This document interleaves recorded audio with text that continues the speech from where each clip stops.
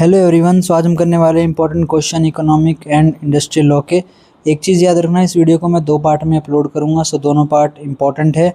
दूसरे पार्ट में हम प्रीवियस ईयर का पेपर भी डिस्कस करेंगे और एक दो यूनिट जो रह जाएगी उसको भी कवर कर लेंगे। बाकी इस वीडियो के अंदर भी मैं 2 से 3 यूनिट कवर करने की कोशिश करूँगा। ठीक है, सो स्टार्ट करते हैं। दोनों पार्ट देख लेना, काफ़ी इंपॉर्टेंट है।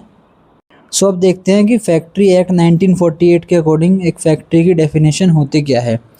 A factory is any premises where manufacturing activities is carried on with 10 or more workers with the use of power. मतलब कि 10 या फिर 10 से ज़्यादा लोग अगर उसमें काम कर रहे हैं फैक्ट्री के अंदर, वो भी मशीनरी के साथ, तो उसको एक फैक्ट्री कहा जाएगा। या फिर 20 or more workers without the use of power. 20 लोग काम कर रहे हैं लेकिन बिना मशीनरी के, 20 या 20 से ज़्यादा लोग काम कर रहे हैं बिना मशीनरी के यूज़ करे, इसको क्या बोलेंगे? फैक्ट्री बोलेंगे। This definition ensures that only organised work place come under regulation.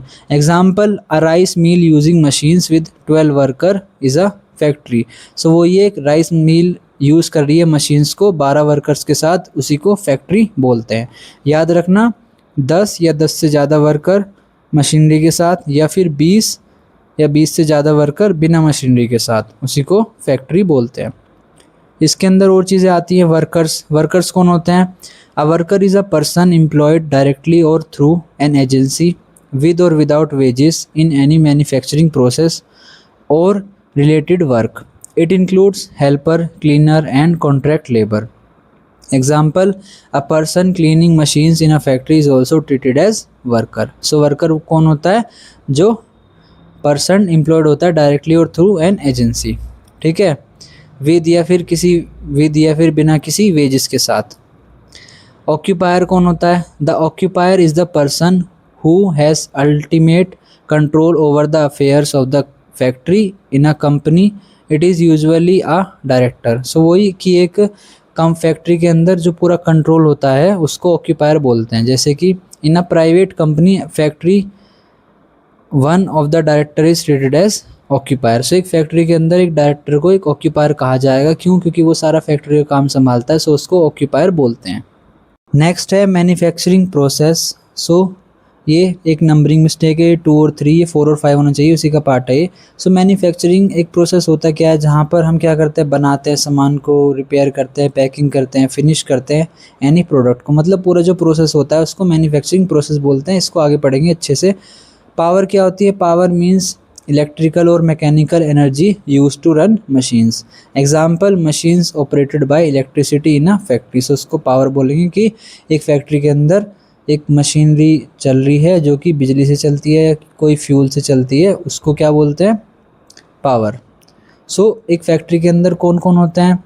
एक फैक्ट्री होती है जिसको हमने बता दिया क्या होता है, वर्कर होते हैं, ऑक्यूपायर होता है, मैन्युफैक्चरिंग प्रोसेस होता है, और पावर का यूज़ करा जाता है सामान बनाने के लिए।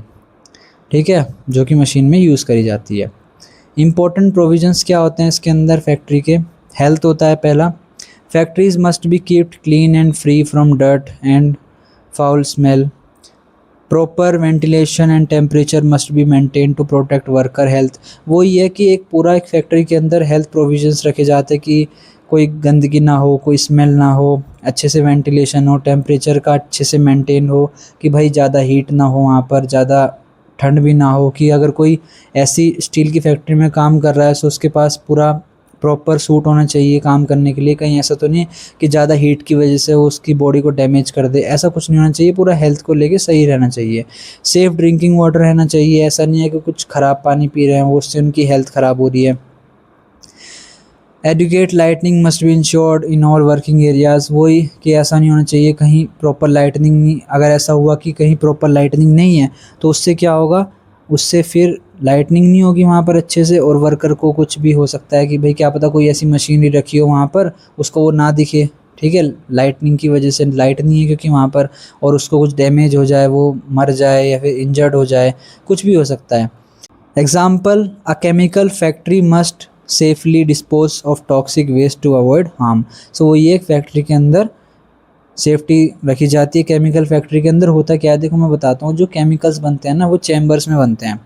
मतलब कि ऐसा नहीं होता कि एक पूरा यूनिट, एक कमरा बना दिया, एक रूम बना दिया और वहीं सारा केमिकल हो रहा है। वो क्या करते हैं, अलग अलग चेम्बर्स बना के रखते हैं। क्यों? क्योंकि वहाँ पर जहाँ पर केमिकल्स का ज़्यादा काम होता है ना, वहाँ पर आग लगना या फिर कोई एक्सप्लोजन होना बहुत नॉर्मल चीज़ हो जाती है। क्यों? क्योंकि हाई केमिकल्स, बहुत ही ज़्यादा सेंसिटिव केमिकल्स को वो यूज़ करते हैं जो फ्लेमेबल होते हैं। इसलिए वो क्या करते हैं, अलग अलग चेम्बर्स बना के रखते हैं कि अगर एक चेम्बर हो भी जाएगा ख़त्म तो उससे क्या होगा, बाकी के 3 बच जाएंगे। इससे क्या होगा, फैक्ट्री को नुकसान नहीं होगा, ज़्यादा ज़्यादा डैमेज नहीं होगा, उनका जो लॉस है वो भी नहीं होगा फैक्ट्री का।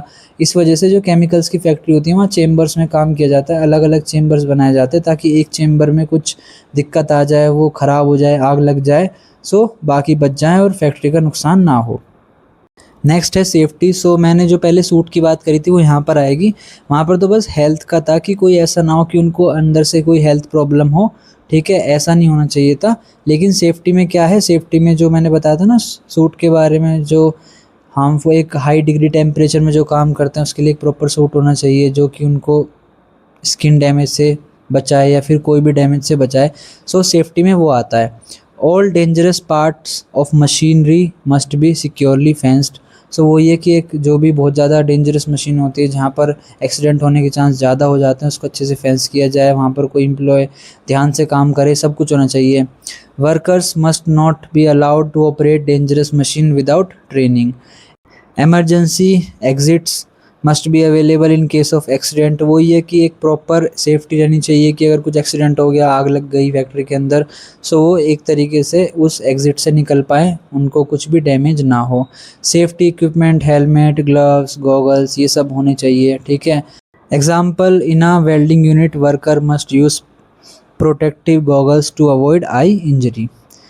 वेलफेयर क्या होता है, washing facilities must be provided for workers, facilities for sitting should be arranged for workers who work standing. So वो ये वेलफेयर मतलब कि वर्कर्स के कुछ वेलफेयर के लिए उनके लिए कुछ अच्छी चीज़ें करना, प्रोवाइड करना ताकि वो अच्छे से काम कर पाएँ।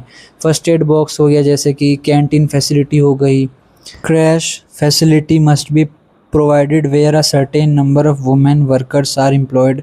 मतलब कि ऐसा रूम प्रोवाइड करना या ऐसे एक जगह करना प्रोवाइड जहाँ पर वो जो वुमेन है वो अपने बच्चों को रख सकती हैं, वो काम कर सकती हैं और उनके बच्चे उस रूम में रह सकते हैं, ठीक है। वहाँ पर वो खेल सकते हैं या फिर जो भी उनका कुछ फूड होगा वो वहाँ पर उनकी जो मदर होती है उनको फीड करा सकती है। सो ऐसे रूम की फैसिलिटी होनी चाहिए वुमेन वर्कर्स के लिए जो कि एम्प्लॉयड रहती है, जिनके छोटे बच्चे होते हैं उसके लिए। Example, a large textile factory provides a canteen and a child care room for workers. जो कि मैंने अभी आपको बताया कि कैंटीन की फैसिलिटी हो गई और ये आपकी चाइल्ड केयर की हो गई। सो यही होता है वेलफेयर, मतलब कि कुछ वर्कर्स के लिए कुछ अच्छी चीज़ें करना एक फैक्ट्री के अंदर ताकि वो अच्छे से काम कर पाए और उनको कोई प्रॉब्लम भी ना हो। सो ये कुछ आपके प्रोविज़न थे। नेक्स्ट है वर्किंग आवर्स। कुछ प्रोविज़न पहले क्या थे कि इस फैक्ट्री एक्ट के अंदर कुछ प्रोविज़न थे हेल्थ के, सेफ्टी के, कि उनकी सेफ्टी का ध्यान रखना है, वर्कर्स के वेलफेयर का। अब आते हैं working hours. No adult worker shall work more than 48 hours in a week. जो कि बस थ्योरेटिकली है। आज भी ऐसा होता है कि बहुत सारे वर्कर 12-12 घंटे, 13-13 घंटे काम करते हैं और उनको वेजेस सैलरी बहुत कम मिलती है, ठीक है। ये बस थ्योरेटिकली है, बहुत सारी फैक्ट्री में ये अप्लाई होता है, बहुत सारी फैक्ट्रीज़ को नहीं करती। ज़्यादातर आजकल यही होता है कि नहीं करते लोग, उनको ज़्यादा से ज़्यादा काम करवाना है कम से कम पैसे में। Daily working hours must not exceed 9 hours, ठीक है, जो कि वही थ्योरेटिकली सब कुछ पॉसिबल है, प्रैक्टिकली चीज़ें अलग होती हैं। A weekly holiday usually Sunday must be provided. ये तो होता ही है, संडे को तो छुट्टी दे देते हैं पर बहुत बार कभी कभी इसमें भी काम करवा लेते हैं। Rest interval must be given after 5 hours of continuous work. Over time work must be paid. वो ये कि ज़्यादा काम कराओगे तो ज़्यादा पे करो नॉर्मल रेट से। Example, if a worker works 10 hours in a day extra wages must be paid for 1 hours. जो कि कभी नहीं होगा, क्योंकि वो ये लोग इतने अच्छे नहीं हैं, फैक्ट्री के जो ओनर्स होते हैं हर कोई इतना अच्छा नहीं होता कि वो 1 घंटा अगर एक्स्ट्रा काम किया तो उसमें पे करेगा। वो क्या बोलेगा कि 1 घंटा तूने खाया भी तो था, 1 घंटा तूने 2 घंटा आराम भी तो करा था, तो उसका 1 घंटा हो गया ऐसे, ठीक है। यही बहाना मार के उसको वहाँ से भगा देंगे और कुछ पैसे दे के चलता करेंगे। नेक्स्ट है employment of women and children. Children below 14 years are strictly prohibited from working in factories. Adolescent 15 to 18 years can work only with a fitness certificate. Women workers have restriction on night shift subject to government rule कि वही women जो है उनकी safety की होती है, problems होती हैं, रात के टाइम पे उनको काम करने के लिए अलाउ नहीं करा जाता। बहुत लोग करते भी हैं, ठीक है, वो अलग अलग जो गवर्नमेंट के रूल्स होते हैं उसके हिसाब से फॉलो किए जाते हैं। बाकी जो भी रूल्स होता है कि कुछ वुमेन नाइट शिफ्ट नहीं करती, ठीक है, मेन कर लेते हैं क्योंकि उनकी सेफ्टी की कुछ प्रॉब्लम्स होती हैं। Example, a 16 year old can work only if declared medically fit. अगर एक 15 से 18 साल का कोई है और वो मेडिकली फ़िट नहीं है तो वो भी उसको काम भी नहीं करने दिया जाएगा। उसका एक फ़िटनेस सर्टिफिकेट करना पड़ेगा कि वो मेंटली फिज़िकली फ़िट है काम करने के लिए। सो ये employment of women and children. Next है वर्कमैन्स कंपनसेशन एक्ट 1923। ये एक्ट जो है ये काफ़ी इंपॉर्टेंट है। ये पूरे आपके डायरेक्ट क्वेश्चन आ जाते हैं कि वर्कमैन कंपनसेशन एक्ट क्या होता है, या फिर आपका फैक्ट्री एक्ट 1948 क्या है, ठीक है। सो ऐसे आपके क्वेश्चंस आ जाते हैं डायरेक्टली पेपर के अंदर। सो स्टार्ट करते हैं आगे। This act provides financial compensation to workers or their dependents in case of injury. कि भाई जो वर्कर है अगर उसके फैमिली कोई डिपेंडेंट है उस पर, उसको भी ये कंपनसेशन प्रोवाइड करता है ये वर्कमैन कंपनसेशन एक्ट। और ये कब मिलेगा, या तो उसको कोई इंजरी हो गई, ठीक है, या डिसेबलमेंट, या फिर death arising out of and during employment. So disablement में क्या है कि अगर वो कोई मतलब डिसेबल हो गया, उसके फैक्ट्री में काम करते करते पैर कट गए या हाथ कट गया कोई, सो ये है, ठीक है। The main objective is to protect workers from economic hardship due to workplace accident. Example, a worker injured while operating a machine gets compensation from the employer. So वो ये एक्ट इसलिए बनाया गया है, अगर आ जाता है तो लिख देना, ये एक्ट इसलिए बनाया गया है कि उनको कोई फाइनेंशियली, आप खुद सोचो कि एक वर्कर है वो काम कर रहा है, उसका फैक्ट्री में उसकी डेथ हो गई, ठीक है, अब उसको कुछ भी कंपनसेशन नहीं मिला, कुछ नहीं मिला, उसकी फैमिली कहाँ जाएगी। भाई तेरी फैक्ट्री में काम करते करते उसका एक्सीडेंट हो गया, तेरी मशीनरी की वजह से कुछ उसका एक्सीडेंट हो गया, तूने सेफ्टी अच्छे से प्रोवाइड नहीं करी थी या कुछ भी हुआ, सो ये फ़र्ज़ बनता है कि एम्प्लॉयर का कि उसको फाइनेंशियली कुछ सपोर्ट किया जाए उसकी फैमिली को, ताकि वो आगे बढ़ पाएँ, उनको थोड़ी मुश्किल ना हो लाइफ में, थोड़ा उनको ये है कि थोड़ा सपोर्ट किया जाए। Determination of amount of compensation, अब ये बताया कि कितना अमाउंट मिलेगा कब, अगर डेथ होती है तो कितना मिलेगा, अगर उसका परमानेंट डिसेबलमेंट होता है तो कितना मिलेगा, या पार्शली होता है तो कितना मिलेगा, करते हैं। सपोज़ उसकी काम करते करते डेथ हो जाती है, सो उसको कितना मिलेगा। Compensation is calculated as 50% of monthly wages multiplied by relevant factor based on age. So ये अगर उसकी मंथली वेज, सपोज़ वो एक महीने के 20,000 रुपये कमा रहा था, और वो अब उसके 50% कितना होगा, 10,000 रुपये। अब उसकी एज भी देखेंगे कि भाई अगर वो उसकी एज बहुत यंग था, 30 साल का था या 25 साल का था, तो जितनी उसकी वर्क लाइफ बची थी कि जब तक वो रिटायर नहीं हो जाता तब तक उसकी कंपनसेशन को कैलकुलेट करा जाएगा उसकी एज के बेस पे। There is also a minimum compensation amount fixed by law. ये एक फिक्स्ड लॉ के द्वारा भी कुछ अमाउंट है जो कि फ़िक्स करा गया है, जो कि पे करना ही करना है, ठीक है। 50% तो है, बट एक फ़िक्स अमाउंट भी दिया गया है कि अगर तुमने ये पे नहीं किया तो ये तो करना ही पड़ेगा, कानून इसको अलाउ करता है। The higher of the two is payable, ठीक है, मतलब कि अगर 50% सपोज़ उसकी जो कानून के द्वारा जो कंपनसेशन था वो डेथ पे सपोज़ 15,000 दिया गया, ठीक है, और उसका कितना आ रहा था कैलकुलेट करने पे सैलरी के अकॉर्डिंग 10,000 आ रहा था, तो यहाँ पर लॉ का माना जाएगा, ठीक है, क्योंकि वो हाई अमाउंट है और लॉ खुद कहता है कि 15,000 तो देना पड़ेगा। तो अब वो 10,000 ना लेके, सैलरी का 50% ना लेके, वो लॉ के अकॉर्डिंग उसको 15,000 का कंपनसेशन मिलेगा।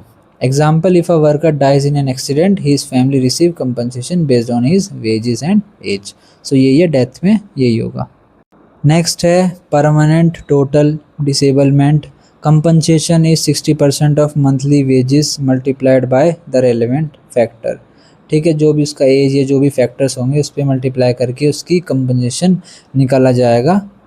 This applies when the worker is completely unable to work, ठीक है, जैसे कि लॉस ऑफ बोथ हैंड, भाई उसके दोनों हाथ कट गए काम करते करते, या फिर वो ब्लाइंड हो गया किसी फैक्ट्री में एक्सीडेंट की वजह से, वो टोटल डिसेबलमेंट में आ जाएगा। क्यों? क्योंकि वो काम करने के लायक ही नहीं बचा, लेकिन वो ज़िंदा है, ठीक है, ये तो खुशी की बात होगी, बट वो ये है कि वो अब काम नहीं कर पाएगा, सो इसीलिए उसको कंपनसेशन दिया जाएगा 60%, ठीक है, मंथली वेजेस का। परमानेंट पार्शियल डिसेबलमेंट, इसमें क्या होता है, लॉस ऑफ वन फिंगर हो गया, मतलब एक ऐसा डिसेबलमेंट जिससे उसकी कंपनसेशन पड़ते हैं। Compensation depends on the percentage of loss of earning capacity. The act provides a schedule for different injuries, वो ये अलग अलग इंजरी का कि भाई एक अंगूठा कट गया या 4 उंगली कट गई, इससे क्या है वो पूरा डिसेबलमेंट नहीं हुआ, अभी भी वो काम कर सकता है, या फिर एक पैर कट गया, सो अभी भी उससे वो काम कर सकता है, कुछ ऑफिस जॉब कर सकता है वैसे ना करके। सो इस पे डिपेंड करेगा कि उसको कितना परसेंटेज मिलेगा compensation. Temporary disablement, the workers receive half monthly payment during the period of incapacity. Payment continues until recovery or maximum period prescribed. Example, a worker injured in an accident and unable to work for 2 months receive regular payment. सिर्फ वही है कि उस worker को कोई factory में चोट लग गई, इससे क्या वो 2 महीने तक काम नहीं कर पाएगा, डॉक्टर ने कहा है बेड रेस्ट के लिए, सो उसको पेमेंट रेगुलरली मिलती रहेगी। फैक्टर्स अफेक्टिंग कंपनसेशन, क्या क्या फैक्टर्स होते हैं जिससे कंपनसेशन ज़्यादा या कम भी हो सकता है। एक तो एज ऑफ द वर्कर, कि वर्कर की एज क्या है, अगर बहुत ज़्यादा बूढ़ा वर्कर है, वो उसकी एक तरीके से रिटायरमेंट ही होने वाली है, तो उस पर कंपनसेशन बहुत कम मिलेगा। मंथली वेजेस उसकी कैसी हैं, ज़्यादा मंथली वेजेस थी, तो उससे क्या होगा कंपनसेशन भी ज़्यादा मिलेगा। नेचर क्या है इंजरी का, ठीक है, और एक्सटेंट ऑफ इंजरी, सो क्या नेचर था उसका इंजरी का, कैसी इंजरी थी वो। Example, younger worker receive higher compensation due to longer earning capacity, जैसे कि मैंने आपको अभी बताया। आगे करते हैं। नेक्स्ट है प्रोविजंस ऑफ अमेंडमेंट एक्ट 2009। सो इसने काफ़ी कुछ चेंज किया इसके अंदर, जो हमारा ये एक्ट था कंपनसेशन वाला, workman compensation. The name of the act was change to employees compensation act. So इसको पहले वर्कर्स कंपनसेशन से अब इसको एम्प्लॉयज़ कंपनसेशन एक्ट कर दिया है। कंपनसेशन अमाउंट वर इंक्रीज, वही कंपनसेशन के जो अमाउंट थे वो बढ़ा दिए गए हैं ताकि करंट वेज लेवल से उनको मैच करा जा सके, ठीक है। Wage ceiling for calculation was raised, more occupational diseases were included, मतलब कि बहुत सारी पहले ऐसी बीमारियां या फिर ऐसी इंजरी होती होंगी जिनको इंक्लूड नहीं करा जाता होगा, लेकिन अब उनको भी इंक्लूड करा जा रहा है। Penalties were introduce for delay in payments by employers, वही पेनल्टी करी जा रही है कि आप टाइम पे पेमेंट नहीं कर रहे हो, वेजिस का लेट कर रहे हो कंपनसेशन का, सो उस पर भी पेनल्टी लगाई जाती है। Example, if an employer delays compensation additional penalty and interest must be paid. Employer's liability, एक एम्प्लॉयर की लायबिलिटी क्या होती है। Employer is liable to pay compensation for injury cause during employment, compensation must be paid as soon as it becomes due, ठीक है। Employer is not liable if, employer जो है वो कब लायबल नहीं होगा पे करने के लिए कंपनसेशन। पहला, injuries cause due to intoxication, मतलब कि उस बंदे ने जिसकी इंजरी हुई उसने दारू पी रखी थी, उसने ड्रिंक कर रखा था, उसने अल्कोहल कंज्यूम किया हुआ था, सो वो उसकी गलती है। अल्कोहल करने से वो नशे में था जिसकी वजह से क्या हुआ, उसकी इंजरी हो गई, सो इसके अंदर भी एम्प्लॉयर जो है वो लायबल नहीं है पे करने के लिए। नेक्स्ट है वर्कर्स डेलिबरेटली डिसोबेज सेफ्टी रूल्स, वो ये जो वर्कर है वो सेफ्टी रूल्स को फॉलो नहीं कर रहा था, जो सेफ्टी इंस्ट्रक्शन दिए गए थे उसको फॉलो नहीं कर रहा था, उसकी वजह से उसका एक्सीडेंट हुआ, इसमें भी एम्प्लॉयर लायबल नहीं है पे करने के लिए। Example, if a worker ignore safety instruction and get injured compensation में बी डिनाइड, जो कि बहुत कॉमन चीज़ है, जो कि कर सकते हैं फैक्ट्री वाले अपना पैसा बचाने के लिए, वो कुछ भी कर सकते हैं। Occupational diseases, these are diseases caused due to the nature of employment. The act provide a list of such disease. Example, lung disease in a mining worker, skin disease in a chemical factory worker। मतलब कि इस amendment act के अंदर कुछ disease ऐसी थी जो पहले इंक्लूड नहीं करी गई थी, मतलब कि एक माइनिंग फैक्ट्री के अंदर ये सब इंक्लूड था कि उसको चोट लग गई वो मर गया, लेकिन ये सब इंक्लूड नहीं था कि उसको लंग कैंसर हो गया कोई, या लंग डिजीज़ हो गई, या स्किन कुछ इन्फेक्शन हो गया केमिकल फैक्ट्री में काम करते करते, ये सब इंक्लूड नहीं था। लेकिन अब ये सब भी इंक्लूड करा गया है, जिसकी वजह से और कंपनसेशन की जो एक्ट था ये और ज़्यादा स्ट्रिक्ट बन गया है और इसमें वर्कर्स की सेफ्टी की तरफ बहुत ध्यान दिया गया है। सो ये ऑक्यूपेशनल डिजीजेस। ठीक है, आगे करते हैं। नेक्स्ट है इंडस्ट्रियल डिस्प्यूट एक्ट 1947। इसमें क्या प्रोविजंस थे पहले जानते हैं। इंडस्ट्रियल डिस्प्यूट था क्या। An industrial dispute means any disagreement between employer and worker or between workers themselves. It may relate to employment, non employment, terms of employment or working condition. ठीक है, example worker demanding high wages and employer refusing.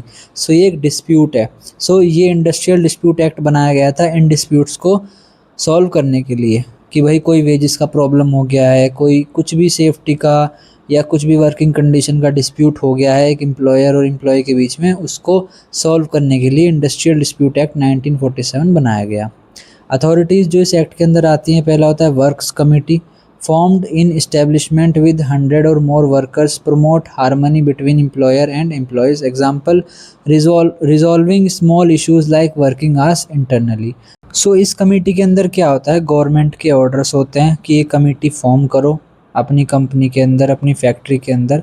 इस committee में क्या होता है, 100 और more workers होते हैं, एस्टेब्लिशमेंट होता है। और इस कमेटी के अंदर एम्प्लॉयर्स की साइड में से जिन्होंने जॉब दी है वो भी होते हैं और जो वर्कर्स हैं वो भी होते हैं, और जनरली वर्कर्स ज़्यादा होते हैं। सपोज़ 100 लोगों की पूरी कमेटी बनाई है, उसमें ऐसा हो सकता है कि 70 जो हैं वो वर्कर्स हो, 30 लोग जो हैं वो एम्प्लॉयर्स हों। ठीक है, जिन्होंने जॉब दी है।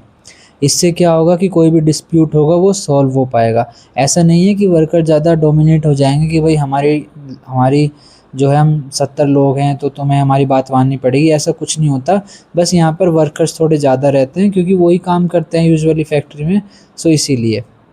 सो यही होता है वर्क्स कमेटी, ये सॉल्व करी जाती है कि भाई वर्कर्स है, सबको मिलके कुछ प्रॉब्लम हो रही है, कुछ सेफ्टी के इश्यूज़ हैं, सो वो सारे इस कमेटी में रेज़ कर सकते हैं। और जो इस कमेटी का जो एम्प्लॉयर्स पार्ट होते हैं, जो दूसरे 30 लोग हैं, वो सब मिलके सॉल्व करेंगे और सब लोग मिलके बात करते हैं कि कैसे सॉल्व करा जाए। कंसिलिएशन ऑफिसर, सो ये क्या होता है, appointed by government to settle disputes through discussion. Example, mediating between workers and employers during strike. मतलब कि एक मीडिएटर का काम करता है, वर्कर्स और जो एम्प्लॉयर्स हैं उनके बीच में कोई स्ट्राइक हो गई है, उसकी वजह से ये जाके एक तरीके से उनको दोनों को बातचीत करवाता है और उनको डिस्प्यूट को सेटल करने में बातचीत करके सेटल करने का काम करता है कंसिलिएशन ऑफिसर, जो कि गवर्नमेंट के द्वारा अपॉइंट करा जाता है। नेक्स्ट है board of conciliation, a group form to settle dispute collectively used when dispute is large and involve many workers. So पहले तो क्या था कि छोटे मोटे डिस्प्यूट के लिए एक ऑफिसर भेज देते थे, एक आदमी भेज देते थे और वो सारा काम कर देता था। लेकिन अब पूरा बोर्ड बना दिया गया, ग्रुप बना दिया गया बहुत सारे ऑफिसर्स का। जो भी बड़े बड़े डिस्प्यूट्स होते हैं, जो भी लार्ज डिस्प्यूट होते हैं वर्कर्स के और एम्प्लॉयर्स के, उसको सॉल्व करने के लिए ये बोर्ड ऑफ कंसिलिएशन बनाया गया है। लेबर कोर्ट क्या होता है, deals with matters like dismissal, discharge and legality of strikes. मतलब कि जो भी कुछ उनको टर्मिनेट कर दिया है बिना उनसे पूछे, ये सारे जो मैटर्स होते हैं ये लेबर कोर्ट संभालता है। Workers challenges wrongful termination. मतलब कि वर्कर्स ने क्या कहा कि हमारा जो टर्मिनेशन है वो रॉन्गफुली हुआ है, बिना कुछ पूछे, हमने तो कुछ गलती भी नहीं करी फिर भी हमें निकाल दिया गया। सो ये सब सारा डिस्प्यूट जो है वो लेबर कोर्ट जाएगा और वहाँ पर इसकी सुनवाई होगी।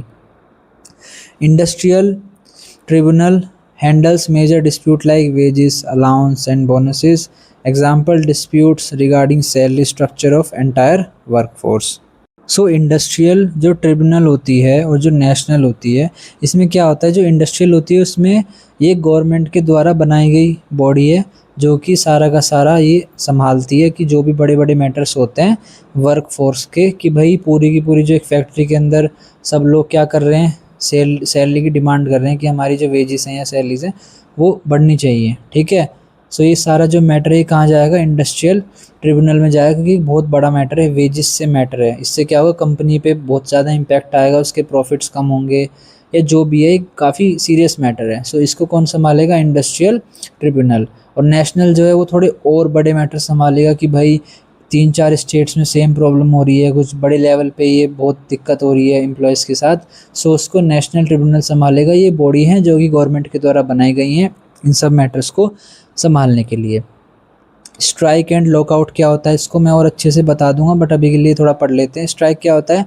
Temporary stoppage of work by workers. जो वर्कर्स होते हैं उन्होंने काम करना बंद कर दिया क्योंकि उनको ज़्यादा सैलरी चाहिए थी, ठीक है, बहुत टाइम से नहीं बढ़ रही थी, सो इसीलिए उन्होंने काम करना बंद कर दिया, ये होता है स्ट्राइक। लॉकआउट क्या हो गया? Temporary closure by employer. Employer जो था उसने ही काम करवाना बंद कर दिया कि तुम कुछ भी करो मैं नहीं करूँगा, फैक्ट्री में आने की कोई ज़रूरत नहीं है, हम इन्हें सारे ऑपरेशन बंद कर दिए हैं, तो ना तुम्हें सैलरी मिलेगी, कुछ भी नहीं मिलेगा। क्यों? क्योंकि उनके बीच में आपस में झगड़ा हो गया। Factory owner shut down operation due to conflict. वही rules regulate when strikes and lockouts are legal or illegal, ठीक है। सो अब करते हैं आगे।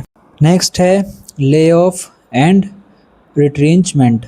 सो ले ऑफ क्या होता है? Temporary inability of employer to provide work. कि भाई जो एक फैक्ट्री में काम करने वाला बंदा है वो काम प्रोवाइड नहीं करवा पा रहा है, वो वर्क प्रोवाइड नहीं करवा पा रहा है। क्यों? फैक्ट्री जो है वो बंद हो गई है क्योंकि रॉ मटेरियल की शॉर्टेज हो गई है, इसकी वजह से उसकी फैक्ट्री में कोई काम नहीं है, सो इसको ले ऑफ बोलते हैं। और रिट्रीचमेंट किसको बोलते हैं? Permanent termination of workers for economic reason. कि भाई जो जॉब पे जो एम्प्लॉयर था जो उनको जॉब पे रख रहा था उसने सबको बाहर निकाल दिया। क्यों? क्योंकि वो जो कंपनी थी वो वर्क फोर्स को कम करना चाहती थी टू कट कॉस्ट। कि उनके जो प्रॉफिट्स थे वो कम हो रहे थे, कॉस्ट ज़्यादा बढ़ती जा रही थी। कॉस्ट कम करने के लिए उन्होंने एम्प्लॉयज़ को क्या कर दिया? रिट्रेंचमेंट कर दिया, उनको टर्मिनेट कर दिया। Compensation must be paid in both cases as per law. So वो ये दोनों केसेस में कंपनसेशन पे करा जाएगा। नेक्स्ट है closure of undertaking. Permanent closing of business by employer. Workers must be given notice and compensation.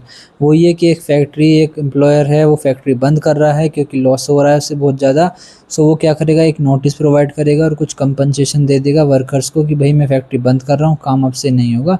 सो वो ये क्लोजर ऑफ अंडरटेकिंग, एक अंडरटेकिंग प्रोवाइड करना फैक्ट्री क्लोज के लिए। नेक्स्ट है ग्रेवाइंस रेड्रेसल। सो इसमें क्या किया जाता है?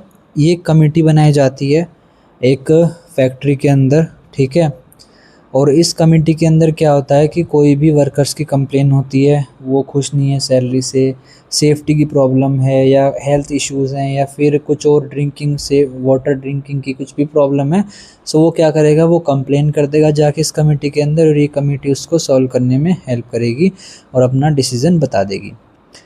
नेक्स्ट है मिनिमम वेजेस एक्ट 1948।